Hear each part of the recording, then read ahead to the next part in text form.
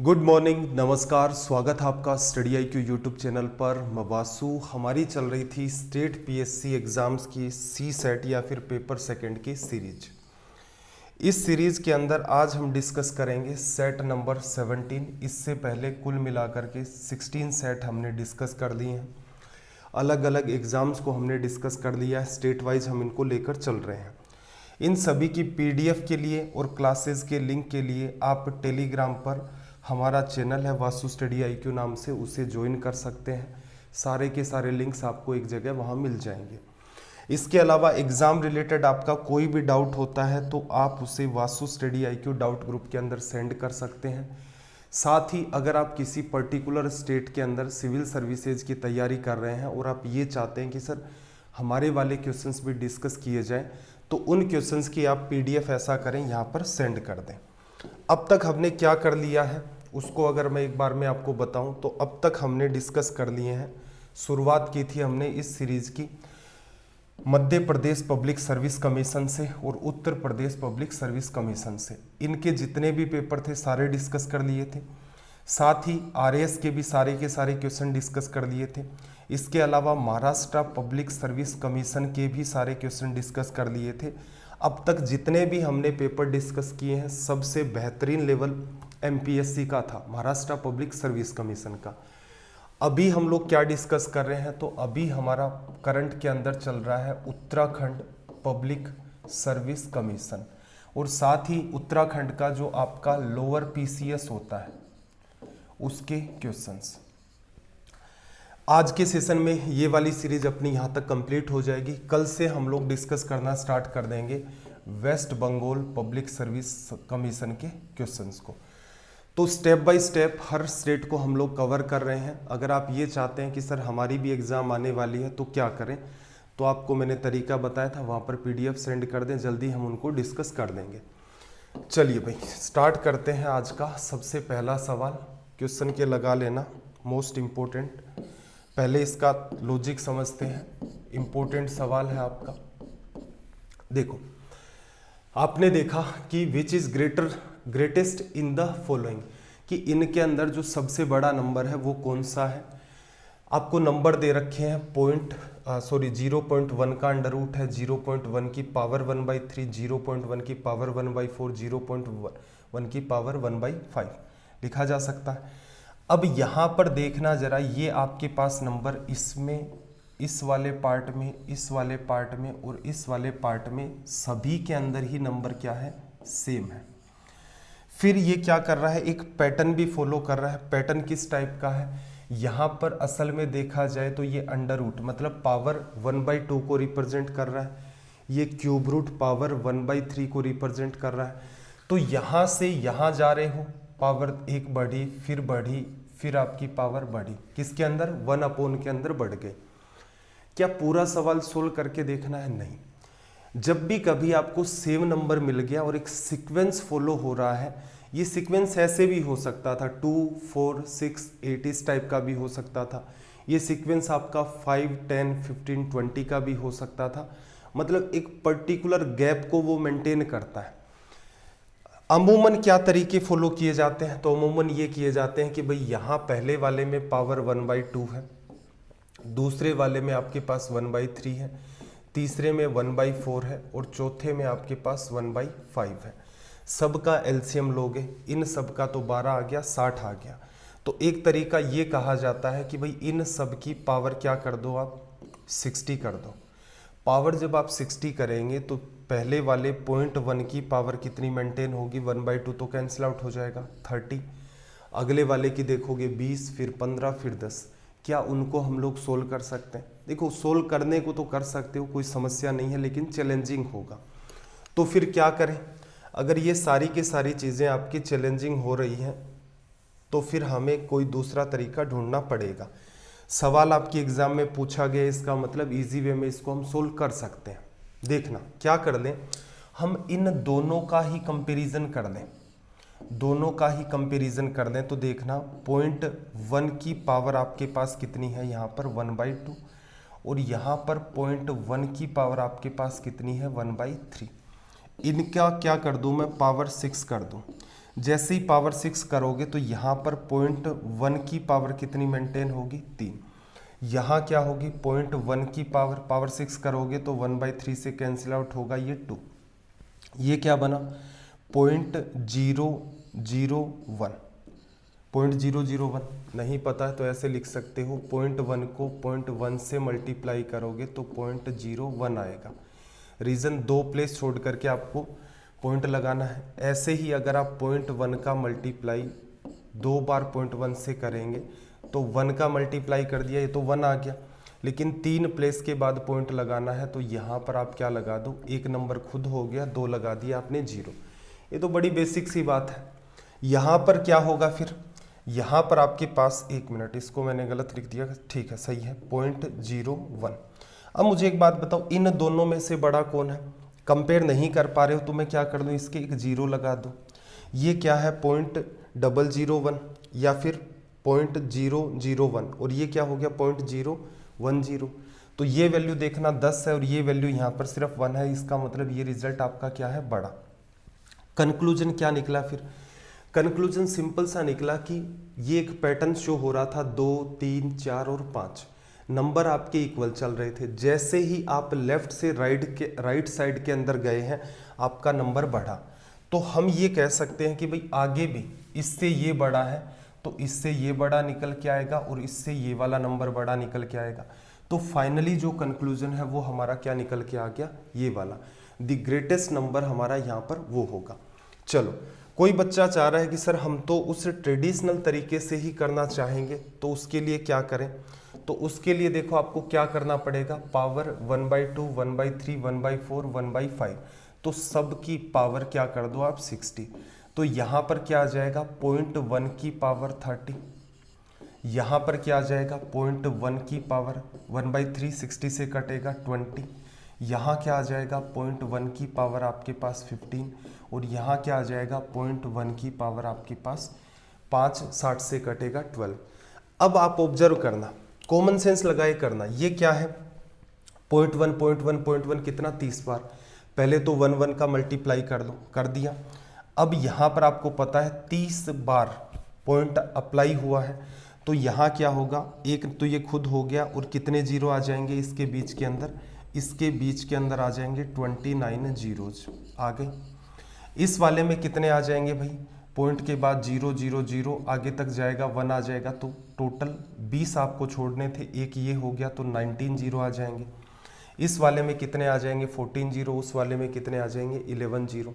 अब मुझे एक बात सिंपल सी बता दो कि 0.0001 और 0.01 कौन सा नंबर बड़ा है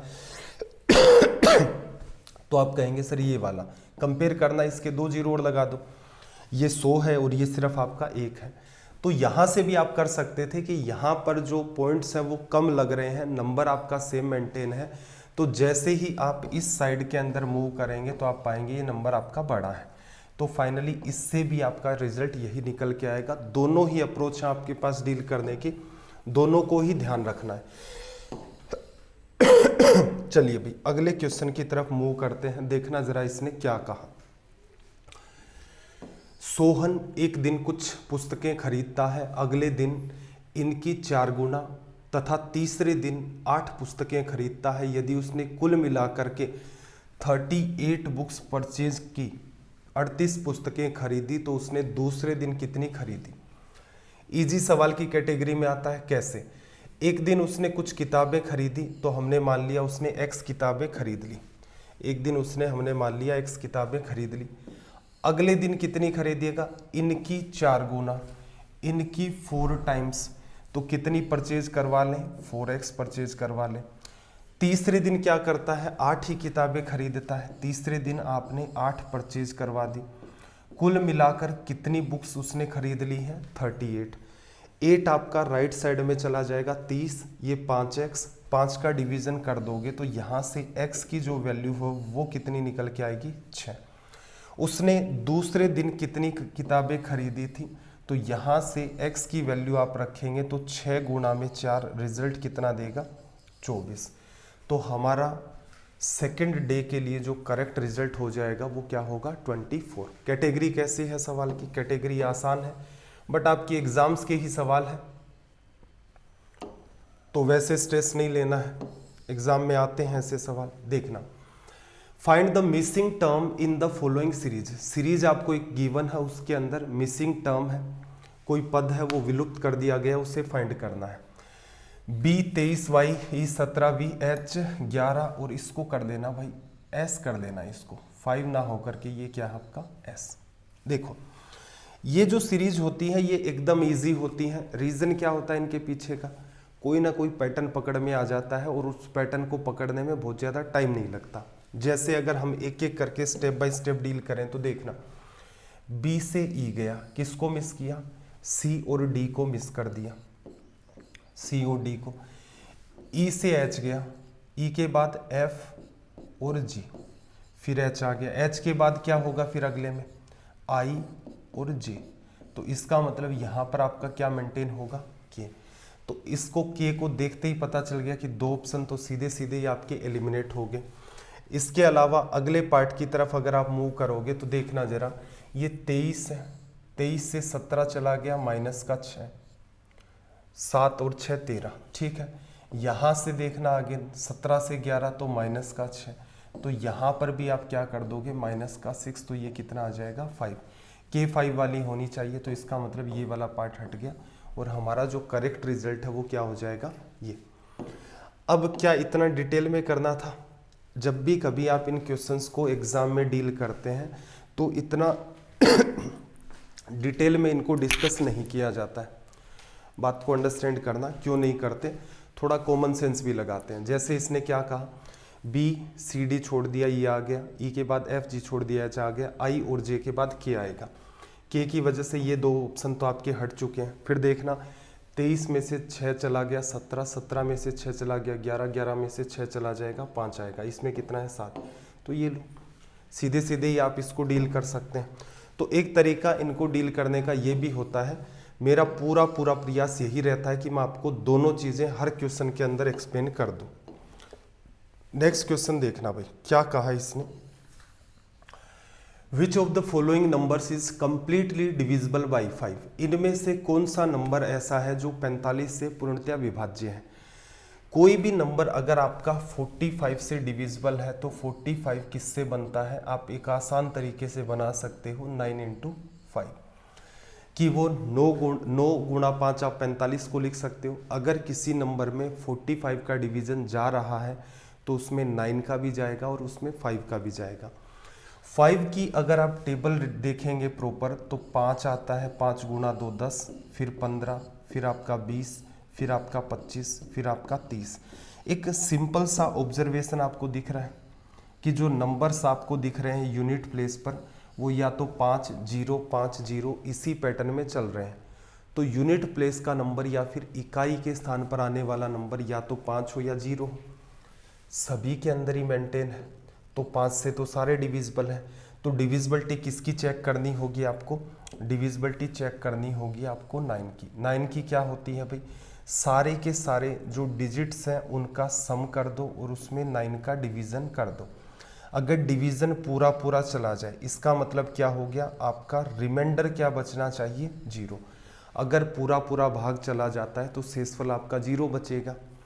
चेक कर लेते हैं, एक एक करके देखना। देखो इसमें भी चेक करने का तरीका मैंने आपको सिखा रखा है। जो रेलवे की हमारी 90 डेज की सीरीज चली थी उसकी PDF टेलीग्राम चैनल पर पड़ी हुई है, वहाँ से आप उसे डाउनलोड कर लें अपने मोबाइल के अंदर, उसका प्रिंट आउट भी निकलवा लें। लगभग 1750 सवाल हमने उसमें डिस्कस किए थे। उसका फ़ायदा क्या होगा, जो आपकी एग्ज़ाम के चैप्टर्स हैं वो आप वहाँ से कवर कर लें। जो आपकी एग्ज़ाम के चैप्टर हैं वो आपको पढ़ने की नीड नहीं पड़ेगी। तो बेसिक के लिए तो आप वो हेल्प ले सकते हो। साथ ही मैं पेपर में आपको सारे के सारे डिस्कस वैसे ही करवा दूंगा और जो इम्पोर्टेंट क्वेश्चंस हैं उनकी सीरीज़ भी हम लोग चला लेंगे। तो इस टाइप का कोई इश्यू नहीं क्रिएट होगा आपके सामने। तो वहाँ पर इन चीज़ों को बेहतर तरीके से एक्सप्लेन किया गया था। यहाँ पर भी मैं समझा देता हूँ। क्या सिखाया था भाई, सबको जोड़ते जाओ। 8 और 1 9 में भाग जा रहा है, 6 5 11 और 1 12 में नहीं गया, ये नंबर हट गया।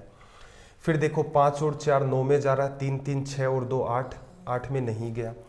फिर 8 और 6 14, 4 18 इसमें जा रहा है, 3 3 6 9 और 10 में नहीं जा रहा, ये हट गया।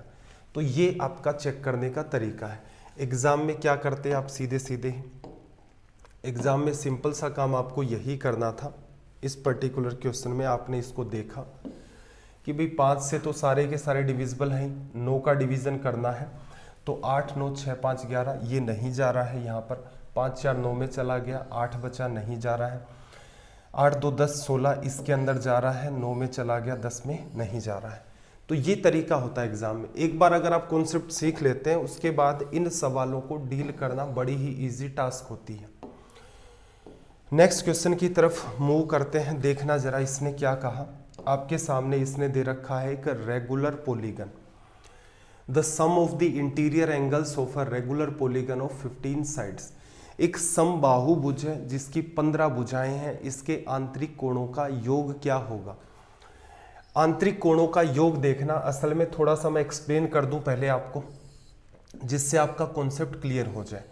देखो 3 साइड है आपके पास ट्राइंगल के अंदर, और इंटीरियर एंगल का सम कितना होता है 180 डिग्री। अगर हमारे पास 4 साइड होंगी तो इंटीरियर एंगल का सम क्या होगा आपका, 4 साइड है तो बेटर क्या रहेगा, आप इसे 2 ट्राइंगल में ब्रेक कर दो। तो 4 साइड अगर आपके पास है तो इंटीरियर एंगल का सम कितना होगा, 2 × 2 में 180 डिग्री। अगर आपके पास यहाँ पर मान लो 5 साइड होती, अगर आपके पास यहाँ पर 5 साइड होती तो इंटीरियर एंगल का सम आपका क्या हो जाता। तो देखना इसे भी ब्रेक कर लो, तो कितने ट्रायंगल बनेंगे आपके पास, 3, 1 2 और 3 ट्रायंगल का 5 साइड है तो 3 ट्रायंगल का सम कितना होगा, 3 × 2 में 180 डिग्री। काम की बात सुनना, साइड जब आपके पास 3 है तो ट्रायंगल कितने बन रहे हैं, 1। साइड अगर आपके पास 4 हैं तो ट्रायंगल कितने बन रहे हैं, 2। साइड अगर 5 है तो ट्रायंगल कितने बन रहे हैं, 3। साइड अगर 6 है तो ट्रायंगल कितने बन रहे हैं, 4। कोई रिलेशन स्टेब्लिश कर पा रहे हैं, जितनी भी साइड हैं उनसे 2 कम हमेशा आपके पास क्या बनते हैं, ट्रायंगल। तो इसका मतलब अगर किसी रेगुलर पॉलीगन के अंदर n साइड्स हैं तो उसके अंदर ट्रायंगल कितने बनेंगे, n/2। और एक ट्रायंगल का इंटीरियर एंगल्स का सम कितना होता है, 180 डिग्री। तो किसी भी रेगुलर पॉलीगन के इंटीरियर एंगल्स का सम लिखा जाएगा n-2 × में 180 डिग्री। ये तो हो गया लॉजिक कि बाई चांस अगर आप इस फॉर्मूले को भूल जाते हैं तो भी आप इसको डिराइव कर सकते हैं। अब काम की बात सुनो, एग्जाम से पहले आपने ये बात तैयार कर ली, इसको समझ भी लिया, इसको जनरेट भी कर लिया कि कैसे किया जाता है। अब माइंड के अंदर ये तसल्ली हो गई है, या माइंड 100% कॉन्फिडेंट हो गया है कि एग्जाम में कोई भी सवाल आएगा तो मैं वहाँ डिराइव करके भी कर सकता हूँ। ठीक है भाई, फॉर्मूला याद रहता है बहुत अच्छी बात है, नहीं याद रहता तो भी कोई समस्या नहीं है, डिराइव तो कर ही लेंगे। सम ऑफ इंटीरियर एंगल्स लिखा जाएगा n-2 × 180 डिग्री। साइड 15 है, 15 में से 2 लेस कर दोगे तो एग्जाम में कहाँ से स्टार्ट करते आप, यहाँ से। 15 में से 2 चला गया 13, इससे मल्टीप्लाई कर देते 180 डिग्री से। 1 0, 18 3 54, 18 और 5 23। तो यहाँ से आपका जो फाइनल रिजल्ट निकल के आता वो कितना हो जाता, 2340 डिग्री लिखा जा सकता है। अब ये सवाल किस कैटेगरी में आ गया, इजी की कैटेगरी में आ गया, अगर आपने कॉन्सेप्ट को समझ लिया है तो।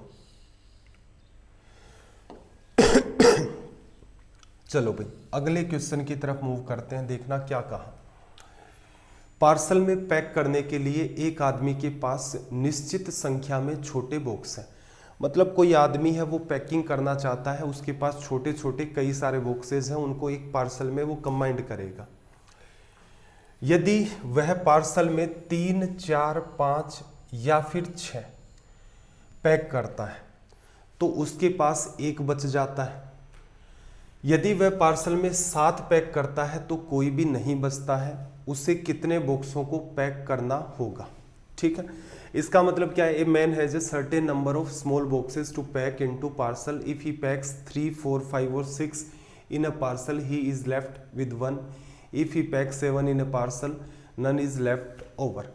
तो देखना जरा, अगर वो 3 3 पैक करेगा उस पार्सल के अंदर या 4 4 करेगा तो पार्सल की साइज तो ढूंढे कि पार्सल में 3 3 4 4 5 5 और 6 6 बॉक्सेज आपके आ सकते हैं। तो पार्सल के अंदर आप क्या ले लो, एलसीएम। 3 और 4 12, 12 और 6 का भी 12 ही होगा, 12 5 60। तो इसका मतलब अगर अब वो 60 को ले लेता है तो 3 3 भी आ सकते हैं, 4 4 भी आ सकते हैं, 5 5 भी आ सकते हैं और 6 6 भी आ सकते हैं, एक भी नहीं बचेगा। लेकिन अगर वो 60 प्लस 1 ले लेता है तो हमेशा ही क्या होगा, 3 3 वाले पैक करेगा तो 3 का डिवीजन करोगे 20 आ जाएगा, 4 4 वाले पैक करोगे तो 15 आ जाएगा, एक एक उसका क्या होगा, बचता जाएगा। कब, जब हम 61 ले लेंगे। ये संभावना तो तब भी बनेगी जब आप 60 गुणा में 2 ले लोगे, 120 पूरे पूरे पैक हो जाएंगे। एक आपको लेफ्ट करना है तो +1 कर दो, 120 तक डिवीजन चला जाएगा, आपने 121 लिए हैं। ऐसे ही आप ये संभावना तो ऐसे भी क्रिएट कर सकते थे, 7 गुणा 3 प्लस का 1। ये आपका पैटर्न चलता जाता। ऐसा क्यों कर रहे हैं, क्योंकि हमें 7 पैक करने हैं। अगर वो 7 पैक करेगा तो कुछ भी नहीं बचना चाहिए। ऑल ओवर कंक्लूजन को देखो, इंपॉर्टेंट बात ये है, देखो आपने सबका एलसीएम ले लिया, कितना आ गया 60। 60 के मल्टीपल में कितने भी बॉक्स ले ले पैक हो जाएंगे सारे के सारे, ठीक है। 60 के मल्टीपल में कितने भी बॉक्स ले ले सारे के सारे पैक हो जाएंगे। लेकिन आप क्या चाहते हैं कि जब भी वो 3 4 5 या 6 को पैक करें तो 60 में डिवीजन लग रहा है, 3 का भी, 4 का भी, 5 का भी और 6 का भी, पूरे पूरे बॉक्स पैक हो गए। लेकिन एक बचना चाहिए तो आप क्या कर दोगे, +1 कर दोगे, ठीक है। और इतने बॉक्स हैं आपके पास कुल मिलाकर के, अगर वो 7 7 को पैक करेगा तो रिमाइंडर क्या आएगा आपका, 0। एलसीएम एचसीएफ अगर आपने पढ़ रखा है तो ये सवाल कुछ भी नहीं है, एकदम इजी कैटेगरी में आप इसको डाल सकते हैं। बाकी ध्यान से समझना, कॉन्सेप्ट मैं क्लियर आपका कर रहा हूं। इस संख्या में 7 का भाग जाना चाहिए। अब 7 का भाग 60 में करोगे, रिमाइंडर थ्योरम जिस बच्चे ने पढ़ रखी है उसे आइडिया होगा। 7 का भाग 60 में करोगे, 56 तक चला गया, रिमाइंडर 4 इंटू में x + 1 अपॉन में 1। 4x + 1 के अंदर 7 का डिवीजन लगे, x की वैल्यू 1 रखोगे 5 बना, 2 रखोगे 9 बना, 3 रखोगे 4 गुणा 3 12 और 1 13 बना, 4 रखोगे 4 गुणा 4 16 और 1 आपका 17 बना, 5 रखोगे 5 गुणा 4 20 और 1 21 बना। x की वैल्यू अगर आप 5 रख देंगे तो ये 7 क्या होगा, इससे पूर्णतः डिविजिबल। तो इसका मतलब क्या हुआ, हमें एक्चुअल में इतने बॉक्स लेने हैं और यहाँ पर x की वैल्यू क्या होनी चाहिए, 5।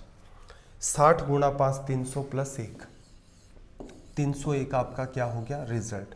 अब देखना जरा क्या कर सकते थे, 3 4 5 या 6 6 पैक करता तो कुल मिलाकर के इन सब का 60 का मल्टीपल ही होता है 300, 300 तक भाग चला जाता, रिमाइंडर आपका क्या बचता, 1। लेकिन अगर 7 7 पैक करता तो एक भी नहीं बचता। 7 गुणा 4 28, 2 बचा, 21 में पूरा पूरा भाग चला गया। तो एक तरीका तो ये है इन क्वेश्चंस को सोल्व करने का। अगर आपने वो पार्ट पढ़ रखा है तब तो इसमें कोई समस्या नहीं है एलसीएम एचसीएफ का, अगर नहीं पढ़ रखा तो समस्या है। चलो, एक एग्जाम अप्रोच आपकी और भी होती है, इसको समझने का प्रयास करना। दूसरी जो आपकी अप्रोच है वो क्या है, ऐसे क्वेश्चंस को बाई ऑप्शन डील करना। बाई ऑप्शन डील करने का तरीका क्या है, देखो जो भी संख्याएं दे रखी हैं इनमें 3 4 5 या 6 का भाग दोगे तो रिमाइंडर क्या आएगा, 1। इजी क्या है डिवीजन करना, 5 का। 400 में तो 5 का डिवीजन पूरा पूरा ही चला गया, रिमाइंडर बचा 1, नहीं बचा। अगले वाले नंबर पर चलते हैं। 5 का डिवीजन अगर मैं यहां पर करता हूं, इसमें 300 में चला जाएगा, 305 में चला जाएगा, रिमाइंडर 4 बचा, रिमाइंडर 1 बचना चाहिए था। यहां पर 1 1 बच रहा है, तो फिर क्या करें, अगला नंबर देख लेते हैं भाई। 4 का डिवीजन कर दो, 106 100 में तो चला ही गया, फिर 104, यहां से रिमाइंडर 2 बचा। तो इसका मतलब फाइनली आपका आंसर क्या होगा, ये वाला। तो तरीका आपको समझना भी है, दूसरा ऑप्शन की हेल्प कैसे लेनी है वो वाली बात भी आपको समझनी है। बेसिक अगर आपने नहीं पढ़ रखा है तो मैंने आपको तरीका बता दिया है, हर सेशन के अंदर वो बात बताता हूँ। बस आपके पास टाइम होना चाहिए, मैथ्स आसान है, टाइम हो बशर्ते आपके पास। देखना, एक घड़ी 1 बजे की घड़ी पर 1 बार बजती है, मतलब जैसे ही 1 बजता है 1 बार बजेगी। 2 बजे 2 बार, 2 बजेंगे तो 2 बार, 3 बजेंगे तो 3 बार, 4 बजेंगे तो 4 बार, ऐसे ही 12 बजे 12 बार बजती है, ठीक है। घड़ी के अंदर थोड़ा सा डायग्राम बना के बात को समझो। 12 3, 6 और 9। 1 बजे एक बार, 2 बजे 2 बार, 3 बजे 3, 4, 5, 6, 7, 8, 9, 10, 11 और 12। ठीक है, सॉरी 10 और आपका 11 लिखा जा सकता है 2 दिनों के दौरान। अब देखो 2 दिनों के अंदर कितने घंटे होंगे, कुल मिलाकर के आपके पास 48 घंटे होंगे। ठीक है, घड़ी में पैटर्न क्या क्रिएट होगा, घड़ी में देखो 12 घंटे तय हो गए एक राउंड, फिर 12 घंटे और क्रिएट हो गए, एक राउंड और लग गया आपका, 24 घंटे, एक दिन चला जा चुका है। फिर घड़ी में एक राउंड और लगेगा, एक राउंड और लगेगा। तो आप ये कह सकते हो, तो कुल मिलाकर के यहाँ पर आपके पास कितने राउंड लगेंगे, 4 राउंड्स। और हर राउंड में क्या हो रहा है ये भी आपको पता होना चाहिए। हर राउंड में 1 बजे एक बार, 2 बजे 2 बार, 3 बजे 3 बार, 4 बजे 4 बार, 10 बजेंगे तो 10 बार, 12 बजेंगे तो 12 बार। उसके बाद अगेन वो का वो पैटर्न आपका रिपीट होना स्टार्ट हो जाएगा। तो कंक्लूजन क्या निकला, कंक्लूजन को थोड़ा ध्यान से समझना। कंक्लूजन यहां पर बड़ा ही आसान निकला है।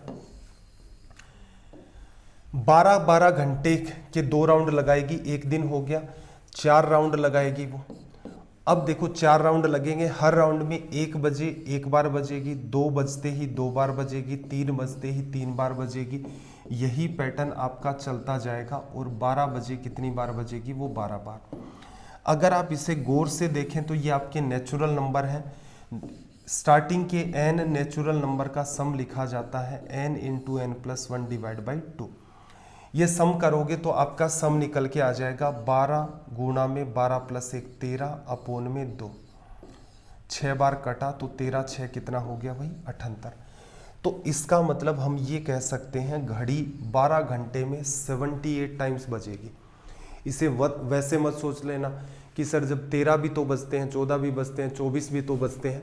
वॉच में ऐसा होता है क्या, वॉच के अंदर नहीं होता, वो 12 पर जाकर स्टॉप हो गया। अगर वो कहता 24 बजे 24 बार बजती है तब हम लोग दिमाग लगाते। तो अनवांटेड दिमाग नहीं लगाना है। एक दिन में 12-12 घंटे के 2 राउंड लगाएगी, 2 दिन में 12-12 घंटे के 4 राउंड लगा देगी। एक राउंड के अंदर वो टोटल 78 टाइम्स बजती है। तो 4 राउंड के अंदर कितना बजेगी, गुणा कर दो। 8 गुणा 4 32, 7 4 28 और 3 31। तो कुल मिलाकर के वो यहाँ पर 2 दिनों के अंदर 312 बार बजेगी, लिखा जा सकता है। मेरे ख्याल से सवाल समझ आ गया होगा। अगले क्वेश्चन की तरफ मूव करते हैं, देखना जरा, लैंग्वेज को ध्यान से रीड करना। देखो इसने क्या कहा, निम्नलिखित में से कौन सा संख्याओं के अंतर परिवर्तन से दिए गए समीकरण को सही बना देगा। Which of the following interchange of numbers would make the given equation correct. आपके पास कितनी चॉइस दे रखी हैं, 4 चॉइस। इसका मतलब क्या है, 3 को 8 की जगह, 8 को 3 की जगह। ऐसे क्वेश्चन कैसे सोल्व करने चाहिए कि ऑप्शन की तरफ देखें नहीं, अपने मन से लगा दें। तो अपने मन से लगाओगे तो 9 को 5 से, 5 को 9 से, 9 को 20 से, 20 को 9 से, 3 को 8 से, 8 को 3 से, 20 को 5, ऐसे तो बहुत सारे हो गए फिर। तो इसका मतलब एक कंक्लूजन ये निकला, ऐसे सवाल हमेशा ही ऑप्शन की हेल्प से सोल्व करने होते हैं। सबसे पहले अगर हम लोग ए ऑप्शन की तरफ मूव करें तो देखना 3 को 8 की जगह और 8 को 3 की जगह रिप्लेस करें। 3 को 8 और 8 को 3 की जगह। अब देखना ये बात आ गई इधर, 20 3 गुणा 20 डिवीजन में 8, तो 20/8 3 से गुणा करोगे, 60 में 60 में 8 का डिवीजन बना।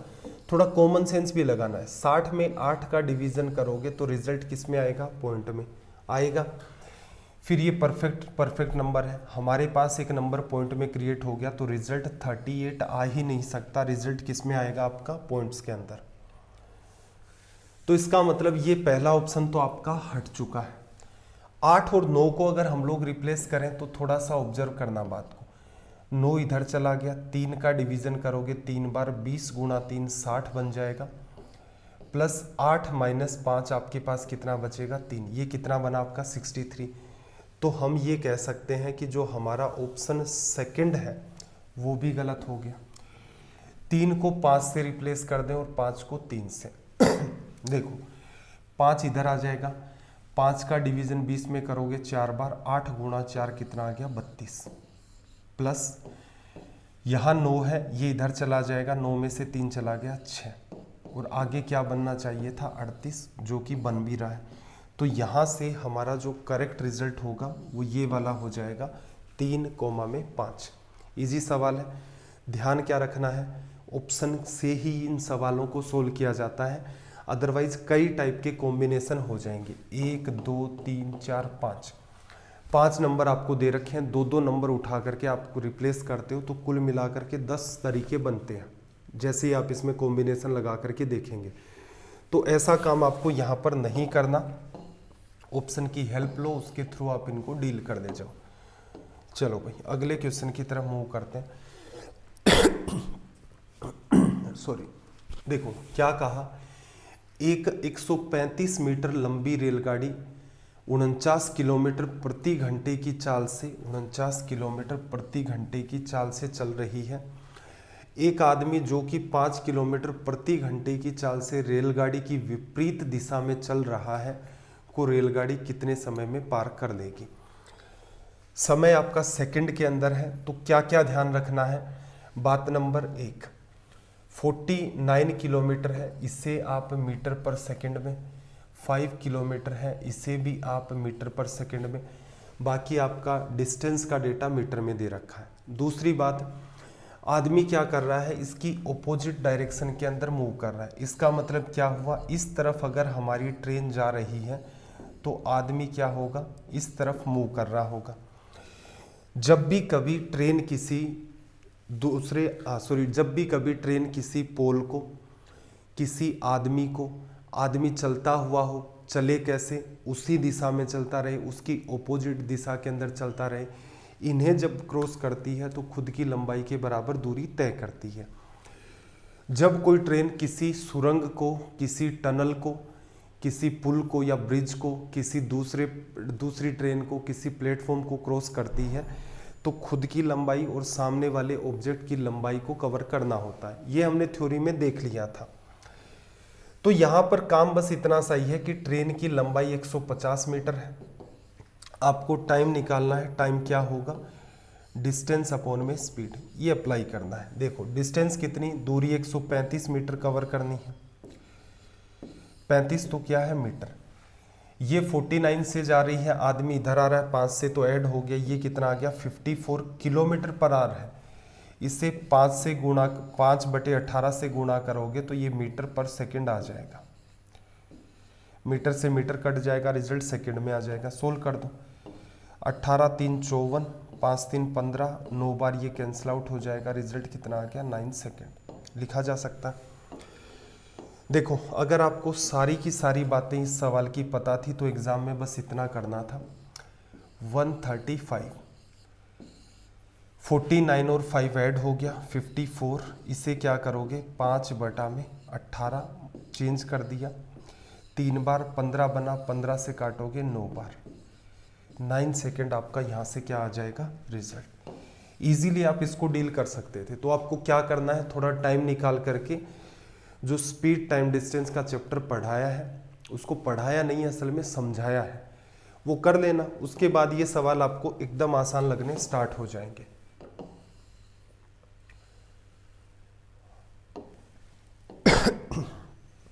अगला सवाल देखना भाई क्या कहा इसने। 3 संख्याएं 3:4:6 के अनुपात में है, उनका गुणनफल 1944 है, इनमें से सबसे बड़ी संख्या क्या है। देखो रेशियो चैप्टर को जब पढ़ाया था तो मैंने आपको एक बात बताई थी कि जब भी अलग अलग टाइप के आपके रेशियो होते हैं, ए रेशियो बी दे रखा है, इनका एडिशन करते हो या सब्ट्रैक्शन करते हो, जब भी कभी आप इनको जोड़ते हो या एक दूसरे में से घटाते हो, इनका डिफरेंस लेते हो, तब कोई फर्क नहीं पड़ता। आप 3 की जगह 3 काम में ले लें, 4 की जगह 4 काम में ले लें, 6 की जगह 6 काम में ले लें। लेकिन अगर आप इन रेशियोज को मल्टीप्लाई करते हैं तो उस केस में आपको क्या करना पड़ेगा, सीधे सीधे अगर आपने मल्टीप्लाई कर दिया 3 गुणा 4 गुणा 6 बराबर 1944, एक की वैल्यू निकाल ली उसकी वजह से 3 4 6 फिर निकाल करके अगर मल्टीप्लाई करोगे तो आपका रिजल्ट बहुत बड़ा आएगा। तो वहाँ पर मैंने आपको एक बात समझाई थी कि ऐसा जब भी कोई सिनेरियो होता है तो आप मल्टीप्लाई वाले में ही ध्यान रखना है। तो आप क्या करोगे, 3 ना लेकर के क्या ले लो, एग्जैक्ट नंबर 3x है। 4 ना लेकर के एग्जैक्ट नंबर ले लोगे 4x है। 6 ना लेकर के एग्जैक्ट नंबर क्या ले लोगे आप, 6x। अब इनको मल्टीप्लाई कर दो, अब आपका रिजल्ट एकदम परफेक्ट आएगा। ये आपके पास है 1944। कैंसिल आउट करें, 4 गुणा में 3 12, 12 से कैंसिल आउट करोगे, 12 से एक बार 7 बचा 74, 12 6 72, 2 बचा, 12 गुणा में 2 24।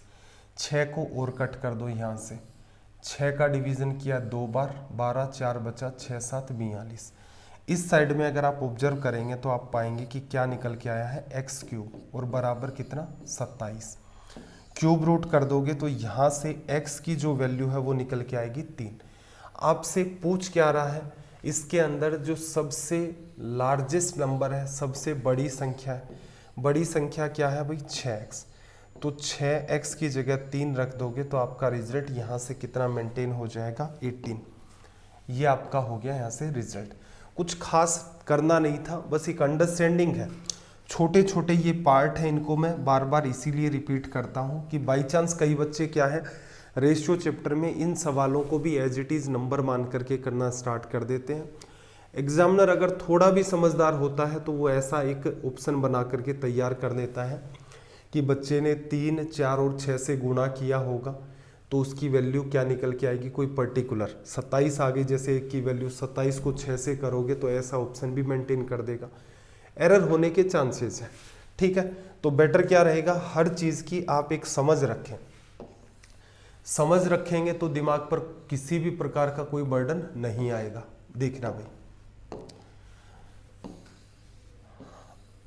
अगला सवाल आपका सेट थ्योरी का। देखना, एन ए यूनियन बी की वैल्यू 5 है, एन बी सेट बी की वैल्यू 3 है, सेट ए की वैल्यू 4 है, एन ए इंटरसेक्शन बी। तो ये जो साइन आपके पास होते हैं, ये वाला ए यूनियन बी, ये जो यूनियन का साइन है ये रिप्रेजेंट करता है ऑल को, कि ए और बी के अंदर जितने भी मिलाकर हैं सारे के सारे, बस किसी भी नंबर को आप रिपीट नहीं करोगे, ठीक। दूसरा आपके पास होता है ए इंटरसेक्शन बी, इसका मतलब होता है ए और बी के अंदर जो जो कॉमन है, जो दोनों के अंदर होने चाहिए, उनका रिप्रेजेंटेशन। इस क्वेश्चन को कैसे सोल्व करें, तो सेट थ्योरी के सवाल है, अगर आप इनको वेन डायग्राम से डील करेंगे तो इनको आप बड़ी ही आसानी से डील कर सकते हैं। देखना, इसको मैंने नाम दे दिया कि मेरा ये सेट ए है जो इस सर्कल को बताता है, ये मेरा सेट बी है जो इस सर्कल को बताता है। अब ऑल की बात करें तो इसने क्या नाम दिया था यहाँ पर, एन ए यूनियन बी। ए और बी के अंदर जितनी भी वैल्यूज हैं सारी की सारी कितनी है, 5, ये लिख दिया। सिर्फ बी के अंदर वैल्यू कितनी है, 3, तो आप कहेंगे कि ये जो बी वाला सर्कल है इसकी वैल्यू 3 है, दोनों की मिलाकर 5 है। ये पार्ट आपका बी को रिप्रेजेंट करता है जिसकी वैल्यू 3 है, टोटल 5 है, तो 3 यहाँ आ गया। तो इस तरफ ये किससे फिल होगा, 2 से फिल होगा। फिर देखना, एन ए, सर्कल ए की वैल्यू कितनी है, 4, पूरे की वैल्यू 5, 4 इधर आ गया है, पूरा 5 है तो इधर क्या रखोगे आप, ए रख दिया। पूरा 5 है, 2 आ गया, 1 आ गया, तो बीच में कितना बनेगा आपके पास, 2 फिल होगा, लिखा जा सकता है। आपसे पूछ क्या रहा है, आपसे यही वैल्यू पूछ रहा है कि एन ए इंटरसेक्शन बी, ए और बी के अंदर कौन सा पार्ट आपके पास कॉमन है, तो आपके पास 2 कॉमन है, तो आप सीधे सीधे यहाँ से हिट कर सकते थे इस वाली बात को। एक टाइम के बाद क्या होता है कि स्टूडेंट इसके ऊपर ठीक कमांड बना लेता है तो फिर उसे ये डायग्राम बनाने की नीड नहीं होती है, वो सीधे सीधे भी डील कर सकता है। सीधे सीधे डील करने का तरीका क्या होगा भाई, यहीं से मैं एक्सप्लेन करता हूँ इसी बात को। जैसे आप सीधे लिखते इन दोनों में कॉमन, तो आप सीधे दिमाग लगाओ, ए पूरे सर्कल की वैल्यू रख दो, बी पूरे के पूरे सर्कल की वैल्यू रख दो। मैंने क्या किया, इस सर्कल की वैल्यू रख दी, फिर मैंने इस सर्कल की वैल्यू रख दी, इस वैल्यू को मैंने 2 बार रख दिया। अगर मैं दोनों के कॉमन को लेस कर दूं, इसको इसको और इसको, मेरे पास देखना जरा क्या होगा, दोनों सर्कल की वैल्यू रखोगे, आपने एक पार्ट ये लिखा, एक पार्ट ये लिखा, सेकंड आ गया। सर्कल ए को रखा तो सर्कल बी को रखोगे तो सेकंड एक बार और ले लिया, और आपने थर्ड पार्ट को भी ले लिया। इसका मतलब आपके पास a प्लस बी की वैल्यू कितनी आई है, फर्स्ट है, फिर आपके पास 2 बार सेकंड है यहाँ पर, और फिर एक बार आपके पास यहाँ पर क्या है, थर्ड है। इसमें से मैं अगर a यूनियन b की वैल्यू लेस कर दूं, a यूनियन b की वैल्यू क्या है, फर्स्ट, सेकंड और थर्ड। तो फर्स्ट सेकंड थर्ड में जैसे ही लेस करूंगा तो मेरे पास, सॉरी, फर्स्ट सेकंड और थर्ड जैसे ही लेस करूंगा तो मेरे पास क्या बचेगा, a इंटरसेक्शन b।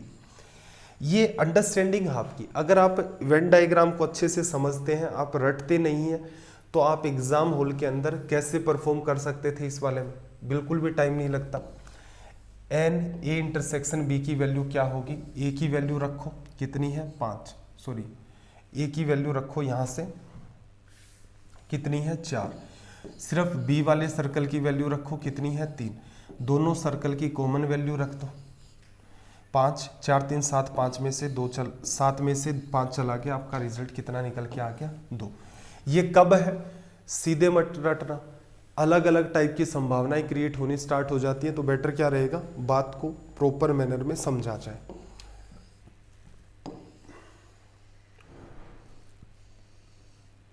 चलो भाई अगले सवाल की तरफ मूव करते हैं।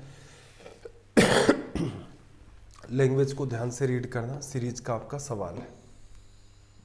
देखो आपको क्या दिया गया, यदि 5 @ 6 = 61 एंड 8 @ 10 = 64, तो 7 @ 9। इन सवालों को सोल्व करने की अप्रोच क्या है, नंबर्स को देखो कि यार इसने 5 और 6 को 61 कैसे बना लिया, क्या हो गया होगा। तो एक तरीका ये भी आता है कि 6 रख दिया, 5 और 6 का डिफरेंस रख दिया यहाँ पर, अगला नंबर देखा, अगले में ये सीन ही नहीं बैठ रहा है। फिर एक ध्यान ये भी जा सकता है कि 8 और 10 की वजह से 164 बना, तो एक दिमाग ये क्लिक कर सकता है कि भाई 10 का स्क्वायर कितना होता है 100 और 8 का स्क्वायर कितना होता है 64, दोनों का अगर हम लोग एडिशन कर देंगे तो हमारा रिजल्ट कितना बनेगा 164। क्या इधर भी ऐसा बन रहा है, 6 का हम लोग स्क्वायर कर देंगे तो कितना बनेगा 36, और यहाँ से 5 का स्क्वायर ऐड करोगे 25, तो ये कितना बन गया आपका भाई यहाँ पर 1 3 2 5 और 1 6। इसका मतलब ये बात 2 जगह जस्टिफाई हो गई, तो तीसरी जगह तो होनी थी। तो 9 का स्क्वायर करोगे तो कितना आएगा 81, 7 का जब स्क्वायर करोगे तो आपका कितना बनेगा 49, दोनों का आप एडिशन कर देंगे, 9 और 1 10, 8 4 12 और 1 13, तो यहाँ से आपका फाइनल रिजल्ट है वो कितना निकल के आ जाएगा 130। एग्जाम में क्या करना होता है, एग्जाम में इस लेवल पर क्रॉस चेक नहीं करना होता है, एक बार के लिए आप नंबर्स को देखते हैं, जैसे ही बात क्लिक हो गई कि 10 का स्क्वायर 100 और 8 का स्क्वायर 64 जस्टिफाई हो रहा है, 36 में 25 जोड़ा 61 जस्टिफाई हो रहा है, तो सीधे सीधे आप एग्जाम में लिखते 81 में 49 आपको ऐड करना है। जैसे ही आप ऐड करोगे तो 130 आपका यहाँ से क्या होगा, रिजल्ट निकल के आ जाएगा। कुछ करना ही नहीं था, आसान था। चलो भाई, जब भी नंबर पकड़ में नहीं आए तो बार बार दूसरे नंबर तीसरे नंबर पैटर्न को देखते जाओ, इससे आपका काम चल जाता है। ऐसे ही किसने आपको और सीरीज दी है, सीरीज को देखना जरा, क्या कहा, इस श्रृंखला को देखिए, अगली संख्या क्या होनी चाहिए, मतलब 60 के बाद 80 दे रखा है, 10 है, फिर 17 है, 15 है, फिर 60 है। इस सीरीज को अगर आप गौर से देखते हैं तो कुछ बात पकड़ में आती है, 80 है, फिर 70 है, फिर 60 है। देखो 80 से 70 गए, 10 लेस होता हुआ दिख रहा है, 70 से 60 गए तो फिर आपको 10 लेस होता हुआ दिख रहा है। चलो एक छोड़ करके एक पूछ रहा होता, यहाँ पूछ रहा होता तो आप सीधे सीधे कहते कि 50 आ रहा है, लेकिन ये नहीं पूछा आपसे। यहाँ ऑब्जर्व करना, देखो 10 से आप 15 गए तो 5 आपने ऐड कर दिया, तो अगले में क्या होगा, एक संभावना है 5 ऐड कर देंगे तो कितना आ जाएगा 20 आ जाएगा। क्या 20 ऑप्शन में है, बिल्कुल ऑप्शन के अंदर है, तो आपका ये वाला रिजल्ट क्या होगा, करेक्ट है। कोई बच्चा ये भी कह सकता है कि सर 10 से 15 में गए 5 ऐड किया, फिर ऐसा भी तो हो सकता है कि 10 ऐड कर दे अगले में, भाई यहाँ 5 गुना 1 ऐड किया, अगले में 5 गुना 2 ऐड कर दे तो 25 भी हो सकता है। देखो उस बात को हम लोग कैसे खारिज करेंगे, रीज़न ये है कि यहाँ पर एक सेम ही टाइप का गैप मेंटेन हो रहा है और यहाँ सिर्फ एक डिफरेंस दिया है, तो हमारे पास जज करने के लिए बहुत सारी चीज़ें नहीं हैं, रेफरेंस के लिए हमारे पास यही बात है। क्या करना चाहिए था एग्जाम के अंदर, देखना ये साफ साफ दिख रहा था 80, 60, 70, 10 की कमी, यहाँ पर 5 का इंक्रीज हुआ, तो अगले में 10 का नहीं करना है। रीज़न क्या है, यहाँ सेम चल रहा है तो इधर भी सेम मेंटेन करोगे, तो 20 आपका यहाँ से निकल के आ जाएगा रिजल्ट। एग्जाम में इस पर्टिकुलर क्वेश्चन को आप वर्बली डील कर सकते थे, इतना आसान है। नेक्स्ट क्वेश्चन को रीड करना भी, क्या कहा है इसने, देखो 4 लड़कों और 4 लड़कियों में से आपके पास ग्रुप के अंदर क्या है, 4 आपके पास बॉयज हैं और 4 ही आपके पास गर्ल्स हैं। में से 3 लड़के और 2 लड़कियों के समूह का कितने तरीकों से गठन किया जा सकता है। आपको क्या करना है, 4 बॉयज में से 3 बॉयज आपको लेने हैं और ऐसे ही आपको क्या करना है, 4 गर्ल्स में से 2 गर्ल्स आपको लेनी है और आपको ग्रुप बनाने हैं। कितने ग्रुप बना सकते हो, कौन सा तरीका फॉलो होगा भाई, कॉम्बिनेशन के अंदर कई सवाल आपको करवाए हैं। 4 लड़कों में से कितने लड़के चूज करने हैं आपको, 3, तो 4C3 एंड का मतलब मल्टीप्लाई। 4 आपके पास गर्ल्स हैं, गर्ल्स कितनी चूज करनी है आपको, 2।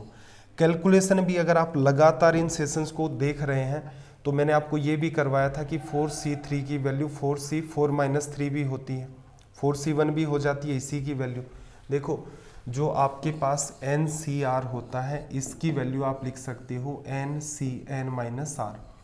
ऐसे ही यहाँ आपको 4C3 गिवन है तो आप इसको लिख सकते हैं 4C4-3 या फिर 4C1। 4C1 की वैल्यू निकालना आसान है, कितनी हो जाएगी, 4। इसकी वैल्यू कितनी होगी, 2 बार इसको चला दो, 4 गुणा 3 और अपॉन में 2 इंटू 1 का डिवीजन कर दो। ये इससे कैंसिल आउट होगा 2 बार, 4 गुणा 3 12 गुणा में 2 24 हमारा क्या आ जाएगा यहाँ पर रिजल्ट लिखा जा सकता है। कुछ खास बात थी, बिल्कुल भी बात खास नहीं थी। अगर आपने पढ़ रखा है तो, जिस बच्चे ने नहीं पढ़ रखा है, जिसे एग्जाम अप्रोच नहीं पता है, वो यहाँ अनवांटेड टाइम किल करते हैं। करना क्या था, 4 में से 3 को चूज करना है, आपने देखा 4C3 करना है, फिर ख्याल आया कि 4C1 भी तो एक ही बात है। 4 लोगों में से एक को चूज करने के तरीके कितने हो गए, 4। 4 लड़कियों में से 2 लड़कियों को चूज करना है, तरीके कितने होंगे आपके, 4C2। 4 गुणा 3 12 बटा में 2, कितने तरीके आ गए भाई, 6। तो यहाँ से सीधे सीधे आप कह सकते थे कि ये रिजल्ट कितना देगा आपका, 24। वर्बली इसको डील कर सकते थे, आसान सवाल था। अगला क्वेश्चन देखना जरा, जल्दी से इस पर्टिकुलर क्वेश्चन की लैंग्वेज को रीड करो। इसने आपको क्या कहा है यहाँ पर देखना, 4 दरी बुनने वाले 4 दिन में 4 दरी बुनते हैं। 4 mat weavers can weave 4 mats in 4 days। At the same time how many mats would be woven by 8 mat weavers in 8 days। सीधी सी बात क्या है, 4 दरी बुनने वाले 4 दिन में 4 दरी बुनते हैं, उसी गति से 8 दरी बुनने वाले 8 दिनों में कितनी दरी बुनेंगे।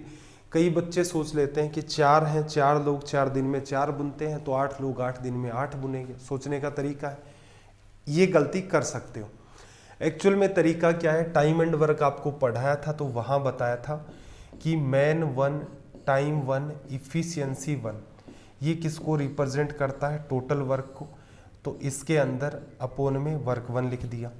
ऐसे ही आपके पास मैन 2, आदमियों की संख्या कुछ थी, कुछ आपको टाइम दे रखा था, इनकी कुछ इफिशियंसी थी, इनका वर्क इनके नीचे लिख दिया, यही तो वर्क था असल में।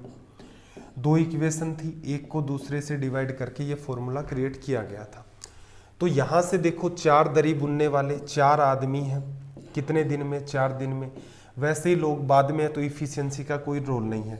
काम क्या करते हैं, काम है दरी बुनने का, कितनी बुनी, 4। फिर कह रहा है उसी गति से 8 लोग हैं, 8 दिन के अंदर कितनी बुन लेंगे, तो आप कहेंगे कि भाई x दरी बुन लेंगे। इसे कर देते हम लोग 16, 4 से तो 4 कैंसिल आउट हो गया, x आपका ऊपर की तरफ आ जाएगा। यहाँ से देखना 8 8 64 में 4 का डिवीज़न करोगे तो फाइनल जो रिजल्ट है आपका वो कितना मेंटेन हो जाएगा यहाँ पर 16। सवाल कैसा है, ये बेसिक बात अगर आपको पता है तो इस सवाल को आप बड़े ही इजी मैनर में डील कर सकते हैं। चलो भाई नेक्स्ट क्वेश्चन की तरफ मूव करते हैं। लैंग्वेज थोड़ी सी बड़ी है, रीजनिंग का आपका सवाल है, ध्यान से इसकी लैंग्वेज को पढ़ो। क्या कहा, यदि सफ़ेद को नीला, नीले को लाल, लाल को पीला, पीले को हरा, हरे को काला, काले को बैंगनी, बैंगनी को नारंगी कहा जाता है, तो मानव खून का रंग कैसा है? ह्यूमन का जो ब्लड है उसका कलर कैसा है? अब मुझे एक बात बताओ, एक्चुअल में ह्यूमन बीइंग का जो ब्लड है वो कैसा होता है? रेड होता है, ठीक है, लाल होता है। अब ये मत कहना बॉडी के अंदर ऐसा होता है और बाहर जब सूर्य की रोशनी में आ जाता है तो इसका कलर ऐसा है। आदमी का जो कलर है वो कैसा माना जाता है या कैसा दिखता है, उसी हिसाब से तो मानते हैं, तो रेड दिखता है। तो मानव खून का रंग आपका लाल होता है। अब देख लो रेड को क्या कहा जाता है? Red is cold yellow. जो रेड होगा उसे हम बोलेंगे क्या? येलो। जो लाल होगा उसे हम क्या बोलेंगे? पीला। तो इस लैंग्वेज के हिसाब से इंसान का जो ब्लड है वो बोलने में कैसा जाएगा? येलो कलर का लिखा जा सकता है। चलो भाई आज की सीरीज के अंदर ये वाला जो सवाल है रीजनिंग का सवाल है, इसे मैं डाल रहा हूँ होमवर्क के अंदर। ये आपका यहाँ पर रहेगा होमवर्क, ठीक है भाई। इसका क्या रिजल्ट रहता है एटलीस्ट आप मुझे कमेंट करके ज़रूर बता दें। स्क्रीनशॉट मेरे ख्याल से आपने ले लिया होगा इसका। सेम ये भी सवाल आप ऐसा कर दो, होमवर्क में डाल दो, कल इसको डिस्कस कर देंगे। अगर नहीं सोल्व होते हैं तो कमेंट जरूर कर दिया करो। आप कमेंट नहीं करते हैं फिर घूमते फिरते कई दिनों बाद कमेंट करते हैं कि सर ये वाला सवाल सोल्व नहीं हुआ होगा। तो असल में देखा जाए डेडिकेशन किसके लिए लगाया जा सकता है? जो बच्चे कंटिन्यू वॉच करते हैं कि क्लास में क्या हुआ, क्या होमवर्क दिया था, उन सारी की सारी बातों पर। तो चलो भाई कुल मिलाकर के हमने आज लगभग 17 के अराउंड क्वेश्चंस इस सीरीज के अंदर डिस्कस कर लिए हैं। ओरिजिन के ऊपर आते हैं, एक दो इंपॉर्टेंट बातों को डिस्कस करते हैं। देखो फिर से मैं आपको एक्सप्लेन कर देता हूँ। हमने अब तक जो हमारी स्टेट पीएससी की सीरीज चल रही है उसमें क्या डिस्कस कर दिया?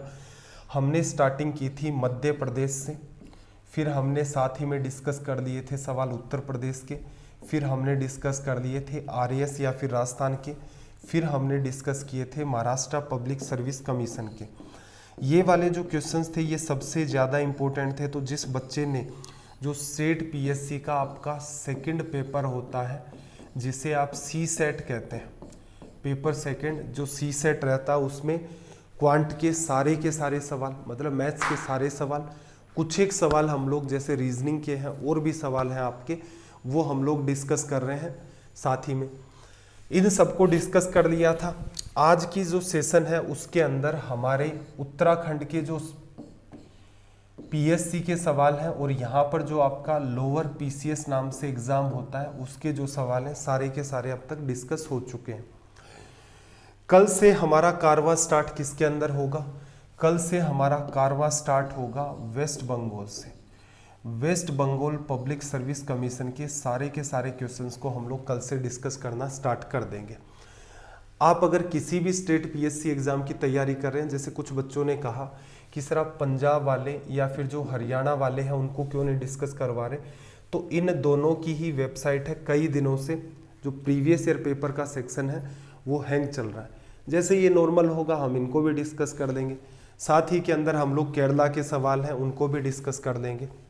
बीच बीच के अंदर बहुत ज़्यादा सवाल तो नहीं थे, उनको डिस्कस कर देंगे। अब आपको क्या करना है, आपको क्लासेज के जो लिंक हैं, मान लो आपको पुरानी क्लास नहीं मिल रही तो क्या करें, Vasu study IQ Telegram channel है उसको ज्वाइन ज़रूर कर लें। उस पर जाएं, पुरानी PDF भी मिलती हैं आपको। एक साथ जब 8-10 सेशन हो जाते हैं मैं कंपाइल करके ही आपको दे देता हूँ ताकि आप उनको एक साथ लगाएंगे तो 10 दिन पुरानी बात है वो भी आपकी रिकॉल हो जाएगी। क्लासेज के लिंक मिल जाएंगे, पुरानी PDF मिल जाएंगी। इसके अलावा ये आपका डाउट ग्रुप है Vasu study IQ doubt group नाम से। यहाँ पर आप अपनी एग्ज़ाम रिलेटेड जितने भी डाउट्स हैं उनको भेज सकते हैं। अपने जो पेपर्स हैं उनको भी आप यहाँ पर सेंड कर सकते हैं। इसके अलावा आप मुझे इंस्टाग्राम पर फॉलो कर सकते हैं अगर आपकी कोई पर्सनल क्यूरी है तो। तो चलिए फिर आज का सेशन अपना इतना ही है। आपके सजेशंस जो भी हैं वो सारे के सारे आप कमेंट सेक्शन के अंदर रख सकते हैं। इनमें हम लोग क्या इम्प्रूवमेंट और करें ये बात भी आप हमें बता सकते हैं। आपका दिन रात सब मंगलमय हो। मिलते हैं जल्दी ही अगले सेशन के अंदर। जय हिंद, जय भारत।